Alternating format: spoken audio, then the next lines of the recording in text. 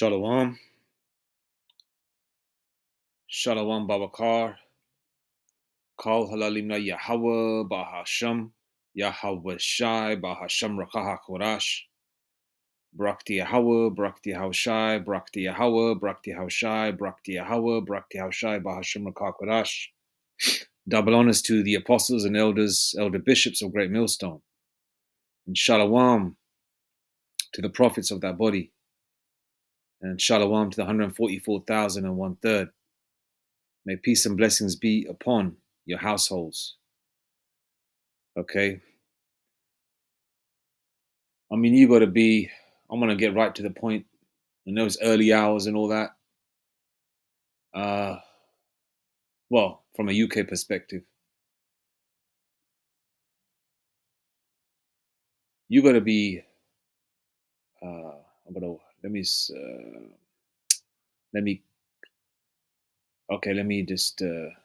yeah. So-called swear words. I'm trying to calm down on that, especially in the early hours, you know. You got to be freaking stupid, right, to not realize that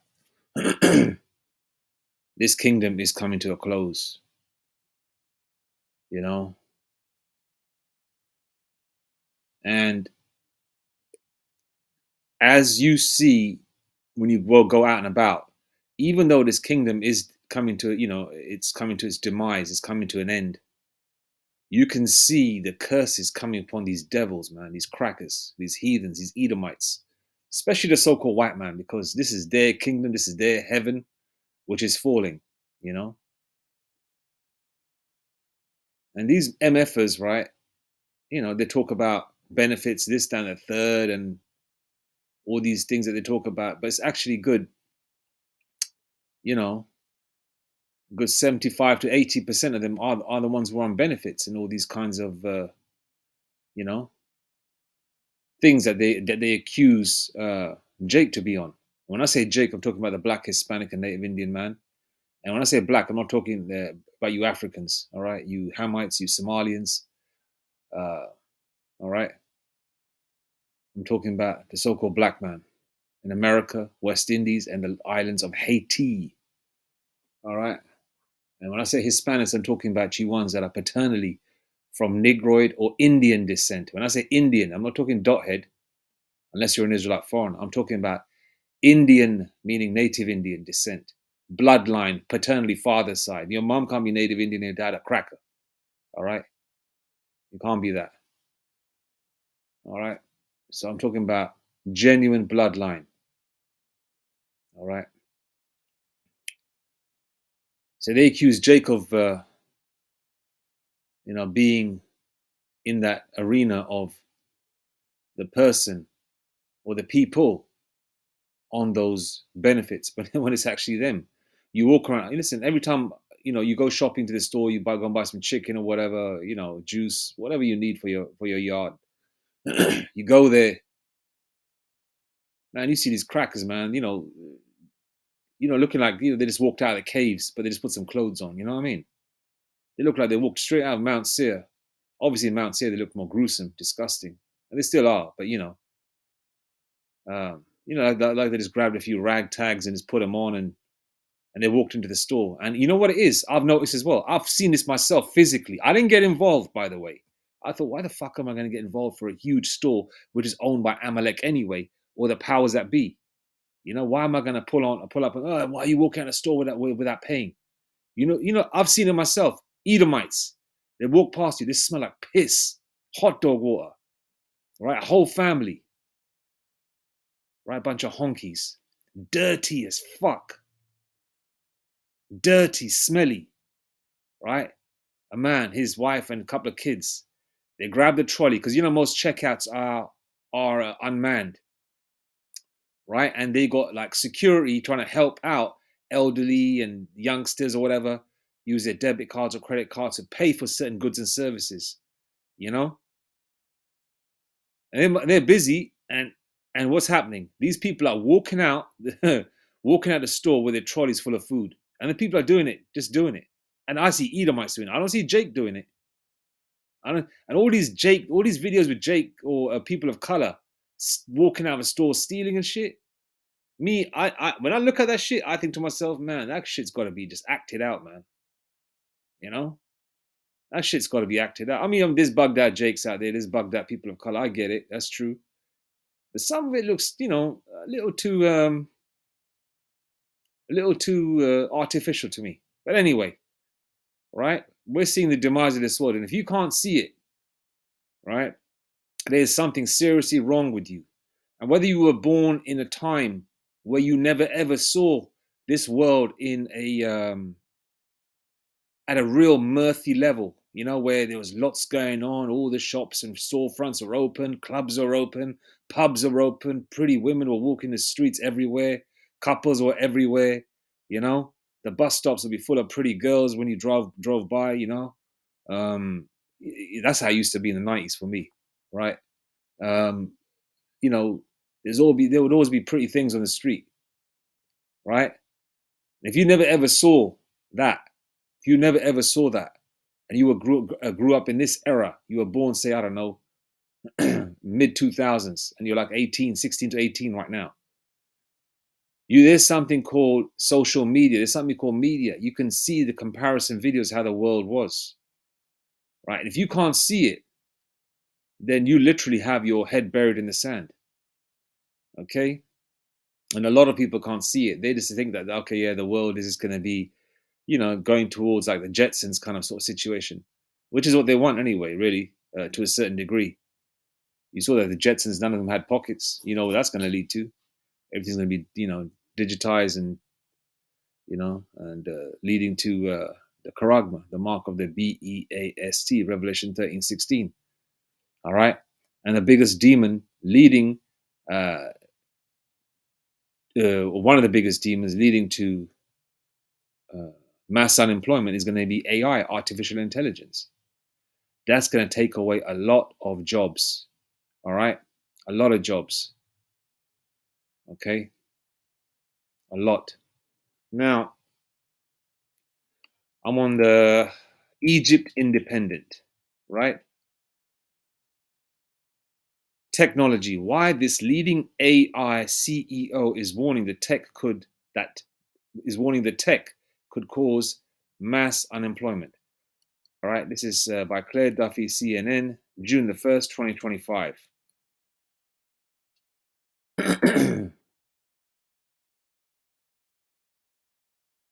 New York CNN. The chief executive of one of the world's leading artificial intelligence labs is warning that the technology could cause a dramatic spike in unemployment. Now, it's already at a huge level anyway. All right. I mentioned Salaki. There was a video I watched a while back. Who was it? Yeah, I think it was Apostle Gabar. Yes, sir. Apostle Gabar. And double honesty, apostles and elders again, one more time. Right? He mentioned the fact that it's harder to find a job right now. And I know there's a lot of Jake out there that finally got a job after maybe 6 months, maybe even close to a year, but Yahweh Shemashai kept them going through, provided them a way to keep food on the table and a roof over their head. All right, they may not have had much, but they had just enough to get by. As they say, by the skin of their teeth. That's an expression, right? But just 15 years ago, 20 years ago, you'd find you have a job and then you move into another job. You'd have one job lined up before you find one. Even Elder Apostle Tar even says, right? This is a sideline note. If you got a job, no matter how much you hate it, but you can do it, all right, and your governor, or what we say in the UK, your governor, your boss, or whatever, is cool with you, right? And he pays the bills, just stay with it. Just stay with it. Stick with it. All right? No matter how much you hate it. Okay? All right? Because remember one thing, no money, no honey, no money. You don't work, you don't eat. All right? So while the money is still somewhat physical and you're using debit and credit cards, work. All right? When they start implementing that charagma, all right, and your job asks you to take it, the charagma, which is the mark of the beast, that's when you say, okay, no, you know what, I'm good, and resign. However it works out when the Lord does it. Okay, let's get back to this. Yeah, he's warning that the technology could cause a dramatic spike in unemployment in the very near future. Okay, very near future is literally now, right? They always talk about maybe 10 years from now. Ain't no damn 10 years, man. It's gonna be very quick. Yahweh Shemir Shai knows that the hopeful elect are sick to death of this place, and even though they get through and they may look okay on the outside, inside they feel like they're dragging themselves, but they get through. You have your ups and downs, you know what I mean? You feel tired and shit, but you get through. Okay. He says policymakers and corporate leaders aren't ready for it. AI is starting to get better than humans at almost all intellectual tasks. And we're going to collectively, as a society, grapple with it. Anthropic CEO Dario Amodei, that's that dude here, Amodei, told CNN's Anderson Cooper in an interview on Thursday, AI is going to get better at what everyone does, including what I do, including what other CEOs do. Amodei believes that AI tools that Anthropic and other companies are racing to build could eliminate half of entry level white collar jobs and spike unemployment to as much as 20% in the next 1 to 5 years. I don't believe you got 5 years here. That's just me saying it. All right. 5 years is a long damn time, man. 1 to 5 years. And remember one thing as well. Okay, the devil knoweth. Revelation 12 verse 12. The devil knoweth, but knoweth, but he has a short time. Okay, they ain't got 5 years just to kick back and just do this unemployment thing slowly. They want to do it quick. All right, and when it does happen, they give you the indications. They're giving you the signs. They're letting you know. All right, so it could happen anytime, anytime. All right, that could mean the U.S. unemployment rate growing fivefold in just a few years. Okay, Slovakia. As much as 20% in the next 1 to 5 years, he told Axios on Wednesday. That could mean the US unemployment rate growing fivefold in just a few years. The last time it neared that rate was briefly at the height of the COVID-19 pandemic. It's not the first dire warning about how rapidly advancing AI could upend the economy in the coming years. Academics and economists have also cautioned that AI could replace some jobs or tasks in the coming years, with varying degrees of seriousness. Earlier this year, a World Economic Forum survey showed that 41% of employers plan to downsize their workforce because of AI automation by 2030. Of course, they're going to downsize. They're going to downsize, right? And the powers that be are going to save a lot of money. And what they're going to do is give themselves bonuses, and they're going to keep one or two, uh, you know, yes man type people, right? Their favorite dogs, they're going to keep, all right? Um, the one that listens to them the most. So if they've got like 50 people they need to fire, they're going to keep maybe the most senior one out of them, or the one who knows the job inside out, okay? From a lower level to a higher level, you know? They know everything, and they're really sound in the tech area as well. They're going to keep that individual, or maybe 2 or 3 people, okay, that will cover the jobs of maybe 10 to 20 people. Okay, so every 20 to 30 people they sack or they fire, they might keep one person to do their job. Okay, and that one person will be looking after the technology side, the artificial intelligence side. Okay, and the artificial intelligence will be doing the job of those 30 people or more. Just giving an example. So they're going to keep a few. All right. Forum surveys showed that 41% of employers plan to downsize their workforce because of AI automation by 2030. Lord willing, we're not here in 2030. F 2030. Amodei's prediction is notable because it's coming from one of the industry's top leaders. And because of the scale of disruption it foretells, it also comes as Anthropic is now selling AI technology on the promise that it can work nearly the length of a typical human workday. Okay, the historical narrative about how tech advancement works is that technology would automate lower paying, lower skilled. Okay, it's in red. Technology would automate lower paying, lower skilled jobs. And that's basically the majority of people that didn't go to school. I mean, sorry, they finished school and they got a job. And there's nothing wrong with not doing higher education in college, university. It doesn't diminish, or make you know, you're not a stupid person. It's just that you wanted to work as a man, right? So for most people that just wanted to work and take care of themselves, those people that didn't get any further education or any kind of other skill, they just got into a factory and they worked their way up and they know, how to do certain things or whatever, right? They'll call them lower paying, lower skilled because they're only skilled in a specific area within that particular market or that particular company. They can't really sort of relay that skills that they have into another organization because organizations are now what, um, uh, cutting the fat, so to speak, getting rid of people, right? And the displaced human workers can be trained to make more lucrative positions. So, like, let me go back to that again. The historical narrative about how tech advancement works is that technology would automate lower paying, lower skilled jobs, and the displaced human workers can be trained to take more lucrative positions. However, okay, so basically they're saying that, okay, the ones that don't, the displaced ones can be trained to take more lucrative positions, such as what? Okay, if AI is taking over the jobs, what lucrative positions can they take? Yeah, you can have a couple of them might take lucrative positions that, like I said, just that that are on a management or a supervisory type or a department manager type situation where they can take and manage the whole department by themselves, or let's just say 2 or 3 people that can manage the work of 40, 50 people by using what, the technology, and that's all they've got to do is take care of the AI side. All right.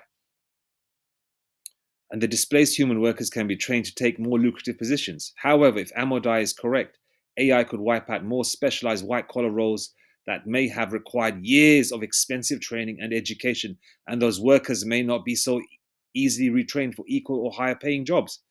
Okay. Now, all these, for example, all these so called black women, all these women in general that have got years and years of education, right? Go university, right? Now they're coming out, they get a job, they've been there 3 months, they've passed their probation, they've been made permanent, and then lo and behold, they get, Esau getting rid of them. And we can see the video after video after video. Our elders and apostles and prophets are making videos showing what's going on out there in the world. GMS dedication is an excellent page to go on, as well as all the GMS Great Millstone pages. But GMS dedication, man, boy, that elder or that prophet, Slakia, I don't know the prophet's name, but Shalom, you know, um, man, he puts it together. It's like poetry, you know.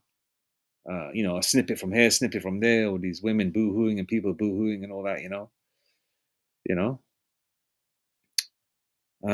Yeah, years of expensive training and education, although and those workers may not be so easy retrained for equal or higher paying jobs. And remember one thing as well, they're going to take the best of the best. And if there's not, listen, if there's not many jobs to go around, right, and they've got, really high level people that are skilled mentally, physically, whatever the job is, right? Do you think they're going to take everyone? They're going to take the best of the best out of that. They're going to take the best of the best. All right. That's what they're going to do. They're going to look for youth. They're going to look for youth. They're going to look for someone who's slightly seasoned, not too young, not too old, slightly seasoned. And they're going to look for experience, and they're going to look for know-how as well in that particular area. All right. So there could be one opportunity, and there could be, like, I don't know, 1,000 resumes, for example, or 1,000 applications, and they just need one.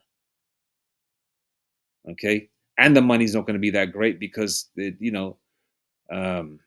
money is, as they say, a lot of people are saying, especially from a UK's perspective, but it's happening worldwide, where the salaries are on a level like they were 25 years ago. They want 4 or 5 years experience, but they're paying you jobs of entry level. So they want 5 years experience, right, in a particular area, and then they say, okay, yeah, this is a salary, but that's a salary like somebody gets when they leave, when they start a new job, or when they get their first job, or when they finish university or college or whatever.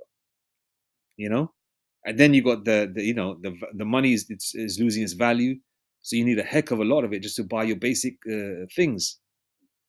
You know, as you can see, it's just the demise of this world, man. All right.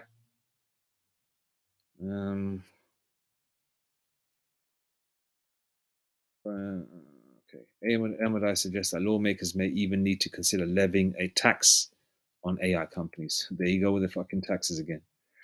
AI creates huge total wealth.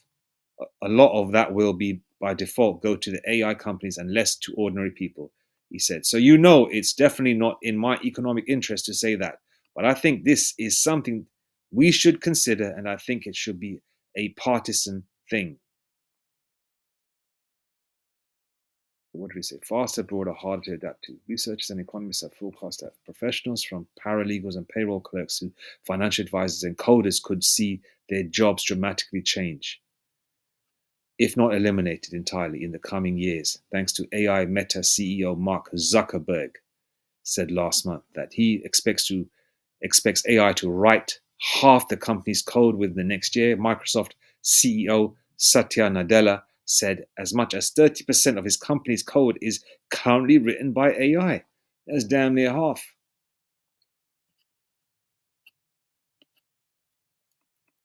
How long is a damn article? I'm not going to read all of that. All right, we got the gist of it. Let me see if there's any other meat here.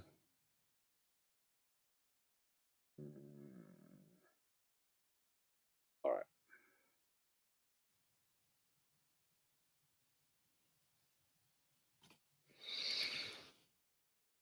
Let's see anything else.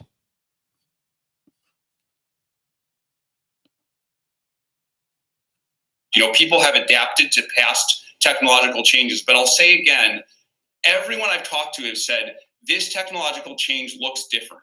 It looks faster. It looks harder to adapt to. It's broader. The pace of progress keeps catching people off guard, and so I don't know exactly how fast the job concerns are going to come. I don't know how fast people are going to adapt.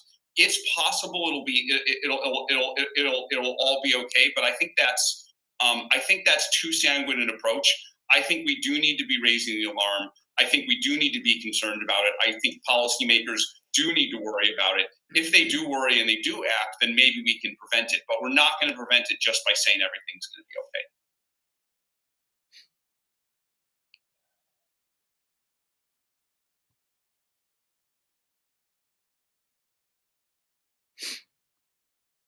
okay. Ecclesiasticus 12:4.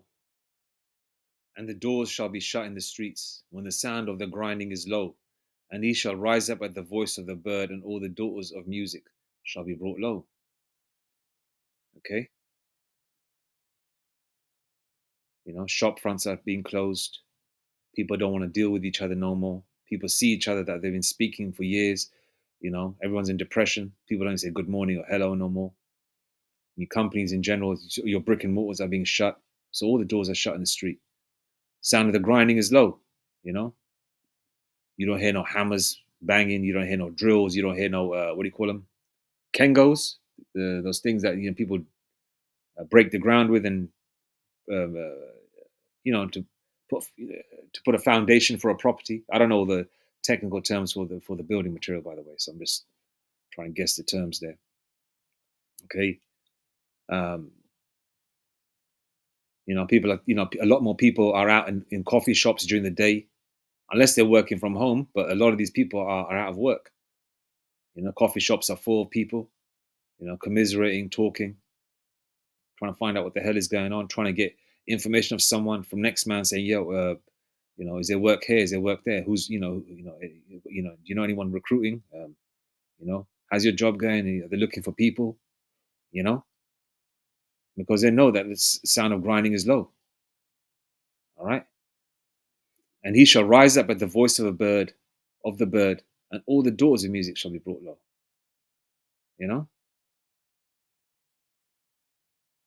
And obviously now, no one's playing any music like they used to.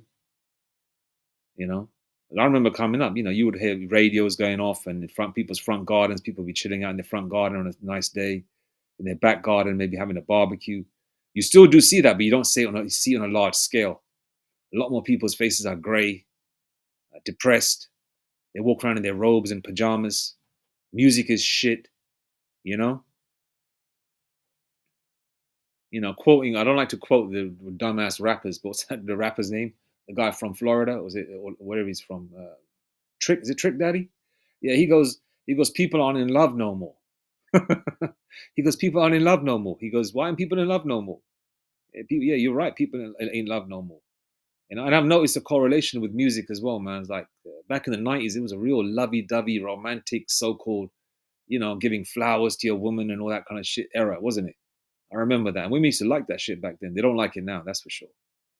You know, unless you got to, I don't know, because people aren't in love no more. And that's the scripture comes into my mind. The love of many shall wax cold. People don't give a shit no more, man. You know, people don't give a shit no more. Isaiah 19:15. Neither shall there be any work for Egypt, which the head or tail, branch or rush may do. All right, there'll be no work. This is Egypt again. All right. Okay, I'm in the UK. I'm in London. I'm in England. England. I'm in England. As Benjamin would say. And then you got Jake in America, ground zero. But even though America is going to be wiped off, England and America are kind of like brother and sister. This is the old world. Where our people used to rule here at one point, several hundred years ago. Right? And America is a new world. Or it was the new world. Okay? So they go hand in hand. And obviously with companies having offices abroad and satellite offices and things like that, so it's going to be a domino effect where every country is going to be affected. Okay? Commerce is going to be affected. Supply and demand is going to be affected. All right? Jobs are going to be affected. And AI is going to take over. Isaiah 19:15. So listen, with AI, right, is not a good thing, man. Okay, he's got his benefits here and there. Technology has, right, but all this modern technology has made people more stupid. Okay, I remember a time when we were at school, all right, in the 80s, our teachers would not let us use a calculator. They would say, do your multiplications, your additions, your subtractions, your divisions, everything on a piece of scrap paper with a pencil, and then you write your answers on your answer sheet when you're doing a little test or an exam. Right? I remember that. And if you were caught, because you remember in the 80s, we had those calculator watches. But every time you press the button, you go beep, beep, beep, you get caught out straight away. I remember, yeah, you get in trouble for that. Now it's like, oh, it's okay to use a calculator, because when you use your brain, you exercise it, you get smarter. But smartphones have actually made people dumb. Isaiah 19:15, neither shall there be any work for Egypt, which the head or tail, branch or rush may do. All right, no work. All right, technology has made people dumb. Technology has taken over to the point where technology can do the job of numerous people, which means humankind will suffer. Right? The haves and the have-nots. And what do you think that's going to lead to? Jacob's trouble. Okay? When a man can't feed himself, when a man can't feed his children, his woman, what do you think he's going to do? That's a lot of burden, a lot of pressure for a man. When he looks at himself in the mirror and he looks at his children, his wife, and they're hungry, they're thirsty. What do you think what's going to happen? Those weapons are going to come out. Men are going to come together. They're all going to be stuck within this specific racial group. They're going to say, let's go there, let's go there, let's go to that area, let's go and do this, let's go and do that. This thing's going to get real out here, man. Really real. All right. Ecclesiasticus 3:1. To everything there is a season, and a time to every purpose under the heaven. A time to be born, and a time to die. A time to plant, and a time to pluck up that which is planted. The Lord Yahweh Shemashai said that Esau's kingdom cannot pass certain bounds, paraphrasing a scripture there. There's a limit, right? There's a limit. Once you get to the finishing line, that's that. But Esau's trying to make his finishing line into a fucking rubber band and keep stretching and stretching it so that finishing line doesn't snap. They're trying to prolong their kingdom. All right? But the Lord said that they've been weighed, you know? They've had their time in the sun. They've had their, time to be pompous, to be rude, to be disrespectful, to be, thinking that they are the kings and princes of the earth. They're the Most High. They're Yahweh Shai. They're the kings and princes of the earth. Okay? Your brown skin ain't shit. You're dirty. You're disgusting. You're black. Yeah, but they want to be like you. They like your innovation. They like your music. They like your star. They like your fashion. They like everything. You know? They like all your food inventions, all your sauce inventions, and all your everything, man. Jake invented everything. They like that, but they don't like you. You know, they had their time in the sun. They had their time to put their chains around ninjas' necks, no matter what shade or hair texture they were. They were an Israelite. They had a chain around your neck, whatever you were, whatever part of the world. They had that time in the sun. They had it. It was a short time, but they had it nonetheless. Because Yahweh Shemashai, is not doesn't like false balances, And the Lord is fair, man. The Lord is very fair. We effed up, and the Lord said, okay, Esau, you got your chance to, have your time in the sun, okay? You didn't get the main blessing, but I'll give you the consolation prize, which is you're going to rule by the sword, but it's going to be for a short period of time. Esau's done that now. Now it's coming to an end. And now these crackers know. Now these Edomites want to be on your side. Now they want to say, oh, we're all together now. Oh, let's move together. We're family. Let's go together. Two are better than one. Fuck Esau, man.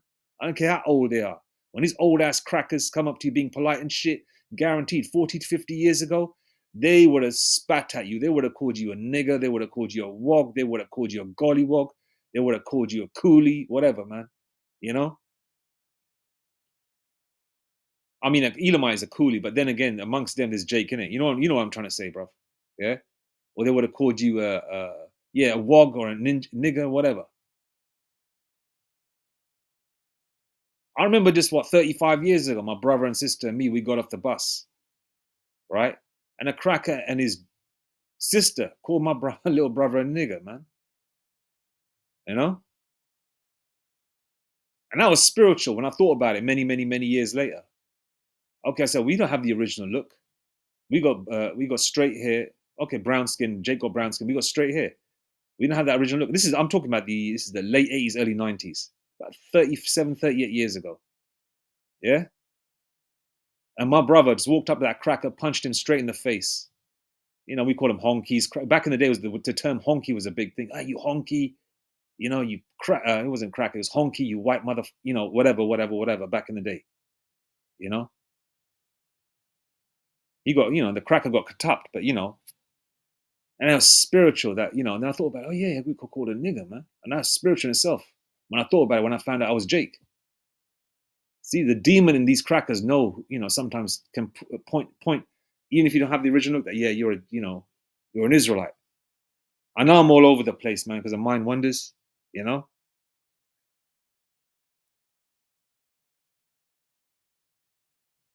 man. But these crackers, man, they're gonna go do lally.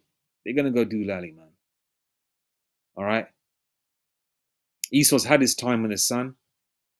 All right, and these crackers that are cool with you now, guaranteed when they were in their prime and they had power and it was all them, which it still is to a certain degree, they still call the shots. Some of them are still doing okay, but majority of them are not. All right, they're going to be cool with you now. They're going to be cool with you now. They're going to be cool with you now. And if they're being cool with you, it's because you probably live next door to them and you got a pretty daughter or a wife. They've been being cool with you. So you be careful of these devils, man. All right. If they're being extra cool with you, or they could be fags as well. So be careful there, man. Especially nowadays, man. You got a bunch of weirdos everywhere. Yeah, Esau's had he's been weighed, man. They want to extend it. They've had their time in the sun. Even though they can't really absorb the sun, but the kingdom's coming to an end, man. And it couldn't come end sooner, Couldn't come end soon. It couldn't end sooner. All right, I'm gonna leave it there now before I keep yapping on. You know, venting my thoughts, how much I hate these damn devils. But anyway, and it will cause mass unemployment. Just watch the next coming months. We're in June right now. We're in June, man. We're halfway through this year. Let's see how the Lord does this, how things unfold over the next 6 months. Where will the world be by November, December 2025? Lord willing, Abaratazar, the financial crash happens this year. Abaratazar, the Esau brings out the Karagma this year. The sooner this thing kicks off, the sooner, you know, because at the end of the day, listen, we don't want to be in limbo, man. This has got to happen one way or the other. All right. Either you take off the plaster off your, like when you're a child, your mother puts a plaster on your knee, she cleans your knee, you graze your knee. Do you want to take off and after about a day or two, do you want to take off the plaster slowly, or do you want to take it off in one full whack, one full swoop? You want to take it off quickly, right? Exactly. We want this plaster to come off quickly so we can, Lord willing, if it's in our lot, get into the chariot first trip, you know? Because the sooner we get, the sooner this thing pops off, the sooner we can go home, man. You know, out of this fucking nightmare. All right. But keep your head up, Akim. And one more thing as well. Pray without ceasing to Yahweh Bahashem Yahushai. Face the east. You don't know where the east is. Download the app, the Compass app, so you can face the east. All right. If you have a phone. If you don't, you just guess it. The Lord will guide your steps. All right. Because man's goings are of the Lord. But other than that, watch the men of Great Millstone, the apostles on down. Pray without ceasing. Do whatever you can, share videos, help out the body, give, you know what I mean? Go on the GMS Info Doc channel, you know what I mean? The elders don't ask for any kind of anything, in terms of, if you want to give anything, they don't ask at all. They don't. This is just me saying it, if you want to help out, otherwise they don't say nothing, man, they're very humble men. Do whatever you can with the knowledge that you have, and Lord willing, we'll be going home soon. Anyway, Shalom.